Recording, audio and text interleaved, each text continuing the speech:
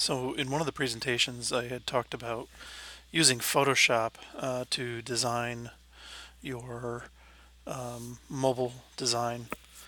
And what has happened over time is now you can design mobile design in multiple design softwares. So we're going to design in InDesign because you're used to it. Um, Back in the day, they used to use Photoshop to design design websites, because back in the day we had to slice things up, slice images up and put them into tables, and that's how a website was created. So in this day and age, doing your design in Photoshop is not necessary anymore. So we're going to do it in InDesign. And so what we're going to do is I've opened up InDesign. I'm going to click on the mobile section, and you want to choose iPhone 876, not the plus, 876. This one right here, 750 by 1334, and create. Okay, and so this is the same deal as with uh, Photoshop. This is a really large file, large in a lot of space. So if I go to Document Setup, we can see that if we go to inches, um, let's see, cancel, go into inches and go into Document Setup, we can see that it is 10 inches wide by 18 inches deep. So it's a really large uh, area, a lot larger than what your iPhone is. And so they're doing the same thing where they're going from 72 pixels per inch and then squeezing everything down so that they're replicating a retina screen. So when doing this, you have to realize that you have to make the type larger for it to look the same. So in one of the lectures, I said that your body copy should be 16 pixels, and so in order to get 16 pixels, you got to double or triple the size, between double and triple the size of the type to make it look right in the screen. So on Blackboard, there is a screen called Screen to Adobe Retina. And so this gives you the stuff in the yellow are the areas that you want to focus in on for the phone. So if you come down to paragraph style down here, phone 16 pixels. So you want to make your type size for body copy between 32 and 48 pixels. And then the line height, which is the leading, you want to make between 44 and 60 pixels. So I'm going to kind of go around the center here and make it 40 on 50 pixels, see what that does. So I'm going to create a text box. And by the way, they actually, for some reason for mobile, they always already have the text boxes, and I don't like them. So I'm going to actually take that out and then make a new text box.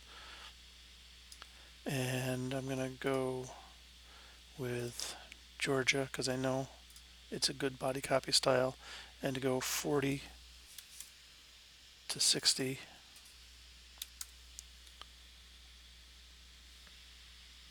Just going to double check that. 40 to 50, not 40 to 60.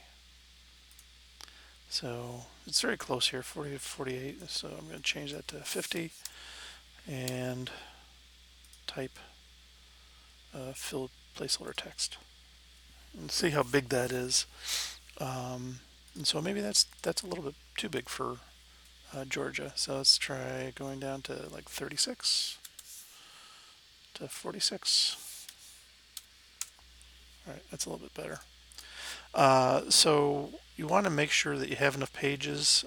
So for this project, you'll have a full screen page that is the loading page, which is kind of like the branded page. The loading page loads while you're waiting for other stuff to load behind it. So it's kind of a screen to just introduce the brand. And so there's a loading screen. I'm going to create a new page. This would be for the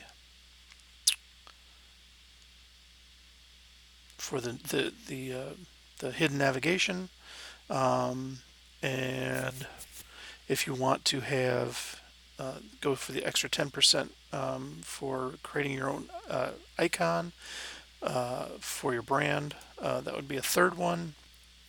And you can place the image that's on Blackboard onto that screen and then create your icon and put it over the icon that's there right now, the Via Corsa icon. So then you have two screens that or three more screens that are scrolling, meaning they're longer than the screen would be. So in order for you to do that, I'm going to take another page, add another page, and then I'm going to use my shape build, my page tool over here, and I'm going to change this controlled by master, and I'm going to turn it off, and I am going to change the height. Let's see, let's go back into pixels.